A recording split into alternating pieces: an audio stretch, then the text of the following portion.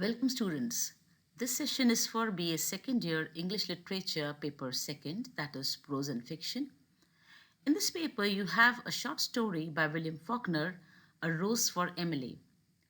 So in this session we'll be doing this interesting story by Faulkner, who is an American novelist and short story writer.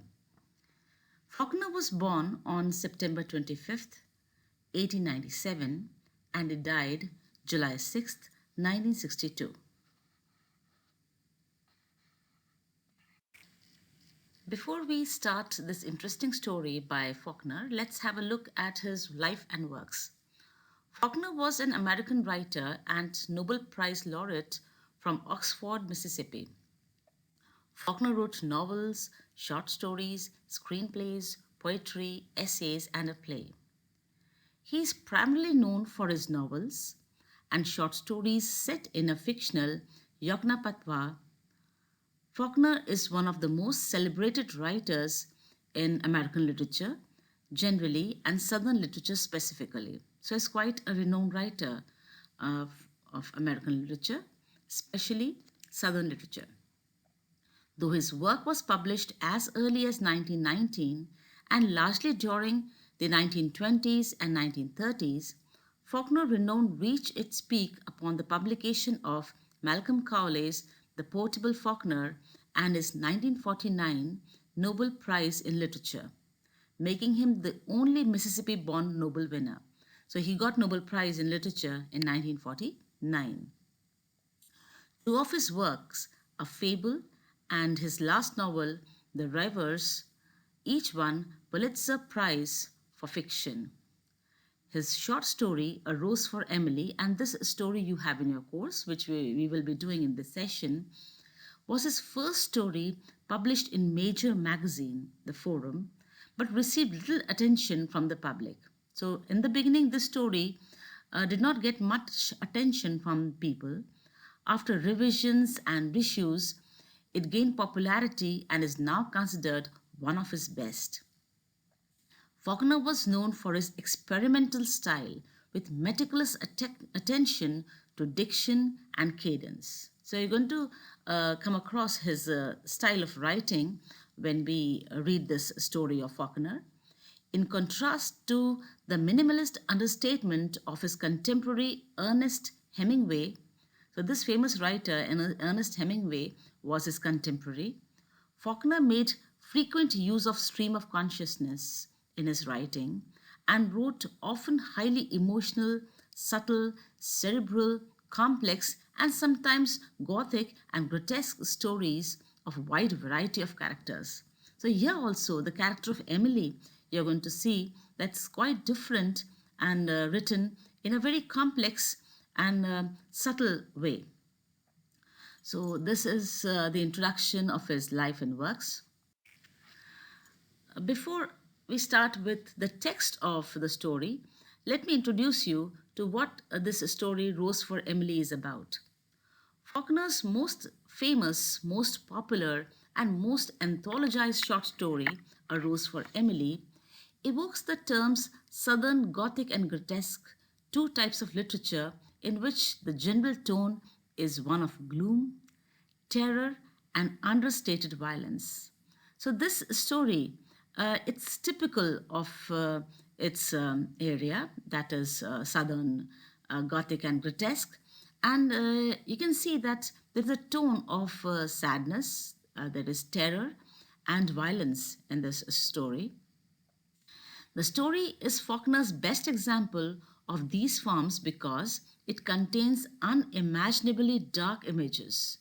The story has dark images, a decaying mansion, there's a huge house which is on the verge of decay, a corpse, a murder, a mysterious servant who disappears, and most horrible of all, necrophilia, an erotic or sexual attraction to corpses. So this has a lot of mystery that is involved in it. First published in April 1930 Saturday Evening Post, A Rose for Emily was reprinted in these 1931, a collection of 13 of Faulkner's stories. It was later included in his collected stories, 1950, and in selected short stories of William Faulkner in 1961. So it got reprinted and with reissues in these years. Emily Grierson, she is the main character of the story, is the object of fascination in the story. An eccentric recluse, Emily is a mysterious figure who changes from vibrant and hopeful young girl to a cloistered and secretive old woman. So you see the journey of this character Emily from her young age to an old secretive woman she becomes. And the story you are going to see that the time it moves backward and forward. So it's not a chronological set in a time. Rather, when you read a story, you feel that the time. Sometimes he talks about past, and sometimes he talks about uh, the present. So again and again, it goes back and forth in time. Devastated, alone after her father's death. So you see that how Emily is devastated and she's all alone after her father's death.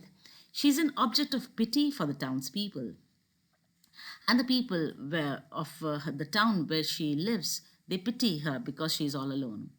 After a life of having potential suitors rejected by her father, she spends time after his death with a newcomer, Homer Barron. So you see that after her father's death, she spends a time with a newcomer in the town, and his name is Homer Barron. Although the chances of his marrying her decrease as the years passed, the chances of their marriage they become decrease. They are on decrease as the years passed.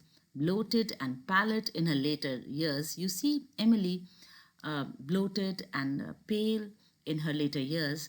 Her hair turns steel gray. She ultimately poisons Homer and seals his corpse into an upstairs room. So you're going to see that how she poisons this person and locks the corpse, the dead body of Homer in the room upstairs.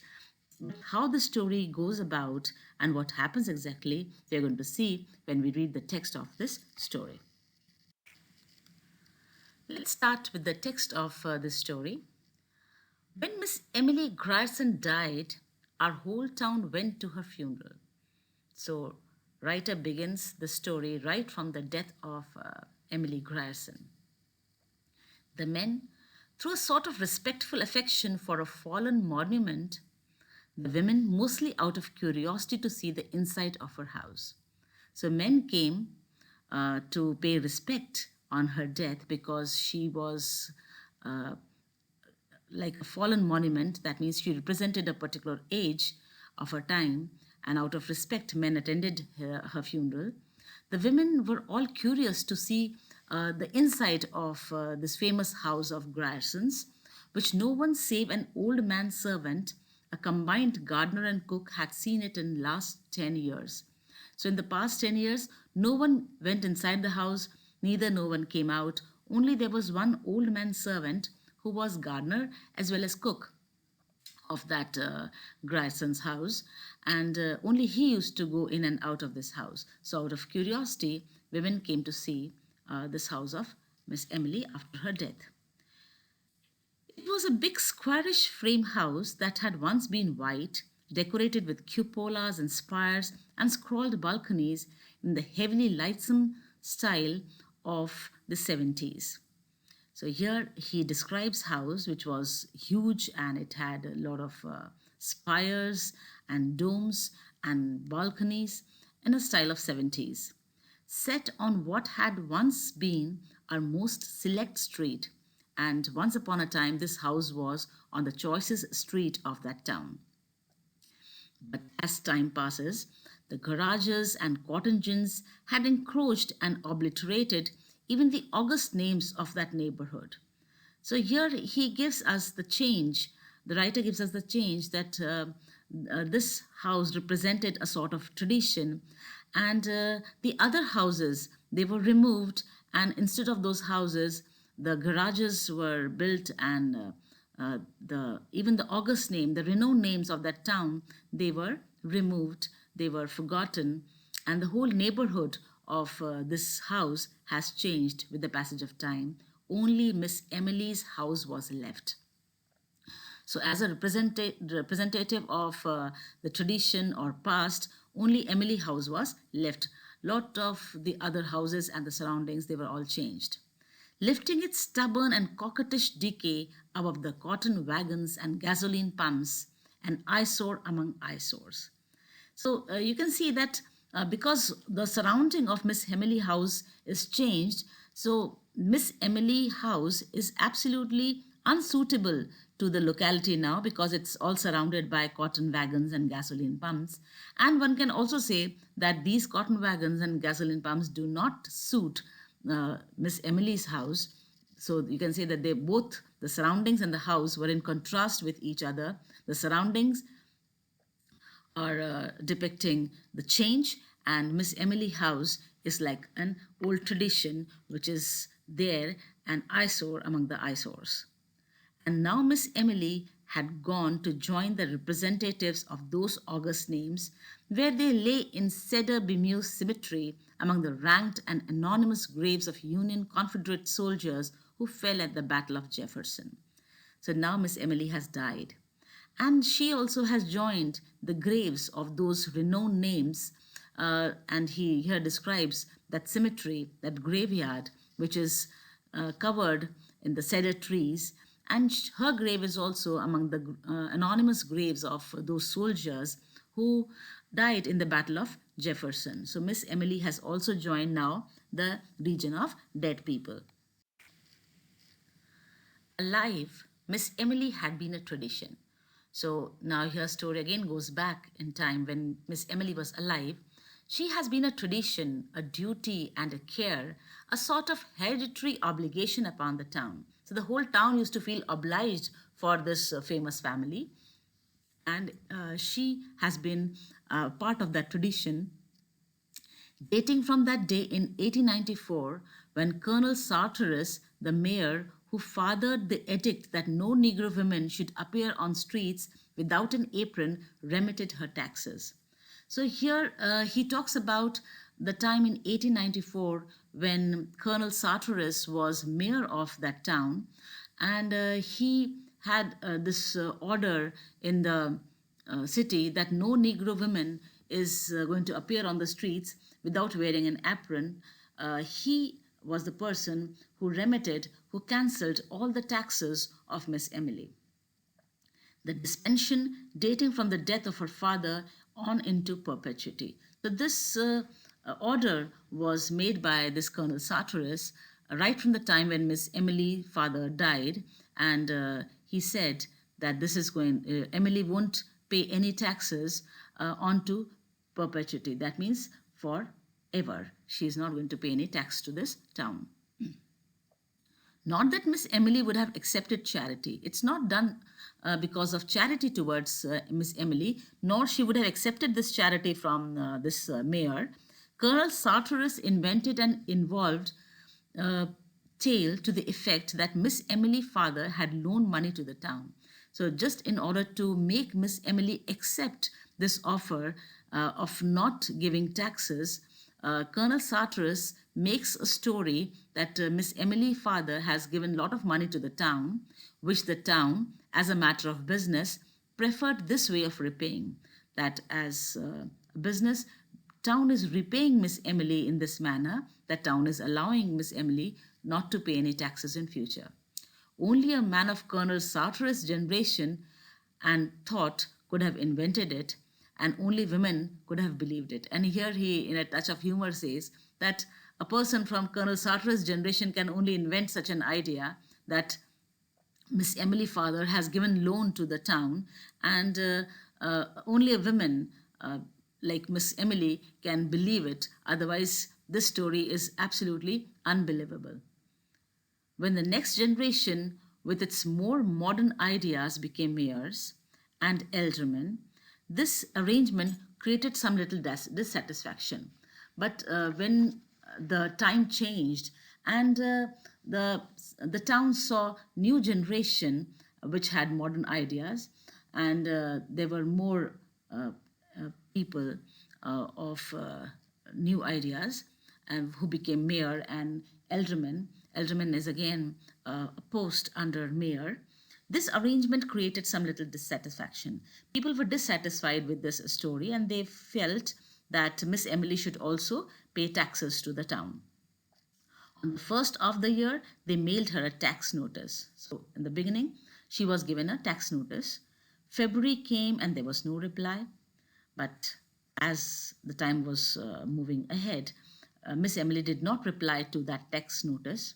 They wrote her a formal letter asking her to call at sheriff's office at her convenience, and then they sent a letter to Miss Emily to call at this sheriff's office, who is a person from judiciary, whenever she feels convenient. A week later, a mayor wrote her himself offering to call or to send his car for her. Now, because Miss Emily was not responding, Mayor wrote a letter to her himself, and he also offered that he's going to call her or he's going to send his car if she's unable to come and visit his office, and received in reply a note on paper of an archaic shape in a thin flowing calligraphy in faded ink to the effect that she no longer went out at all. Now, after this letter is sent, this mayor, he gets a reply from Miss Emily, and she has sent this reply in a paper which is very old and thin, and in a writing, just writing this line that she no longer went out at all, that she cannot come because she does not go out at all. The tax notice was also enclosed without comment, and there was no comment after this, except this on that tax note. They called a special meeting of the Board of Aldermen. Now, because Miss Emily is not responding to the tax notice and she is not coming to visit this judiciary officer, so a meeting was called by them. A deputation waited upon her. A deputation, or you can say some people from that from the side of mayor, they went to meet her at her own house. They waited upon her, knocked at the door through which no visitor has passed since she ceased giving china painting lessons 8 or 10 years earlier. So these people, they went to meet Miss Emily, and this was the house where no one came in past 10 years because Miss Emily had stopped teaching china painting lessons, which she used to teach 8 or 10 years back. They were admitted by an old Negro into a dim hall from which a stairway mounted into still more shadow. Now here writer gives you the interior of that house, which was old and which was dim. The lighting was not proper, and a very old person, who was a Negro, he gave them permission to enter the house, and there was a stairway which was mounting into more darkness. It smelled of dust and disuse. Nobody used that huge house, so it was a lot of dust was there and disuse. A close, dank smell. The Negro led them into the parlor. It was furnished in heavy leather covered furniture. So the parlor, the waiting area, was furnished with heavy leather furniture. When the Negro opened the blinds of one window, so when the curtain was drawn, they could see that leather was cracked because it was not used. So the leather, and it was very old. So the leather on the furniture was cracked, and when they sat down, a faint dust rose sluggishly about their thighs. So that was not dusted properly even because of disuse. So when they sat on that furniture, the dust rose lazily on their thighs, spinning with low motes in single sun ray. So as we see dust particles rising in the sun ray, this dust could be seen by them in the sun ray, which was coming from that window, from the where the blind was removed. On a tarnished gilt easel before the fireplace stood a crayon portrait of Miss Emily's father. So the room also had an easel, a place near the fireplace where the crayon portrait, a painted portrait of Emily's father was put. So the whole area gives a very old and traditional and a very dark outlook. You can compare the same thing to Miss Emily also. She's also living in shadows and she's old and she is absolutely secluded and lonely in that place. So the place somewhere matches to the character of Miss Emily. Welcome, students. This session is for BA second year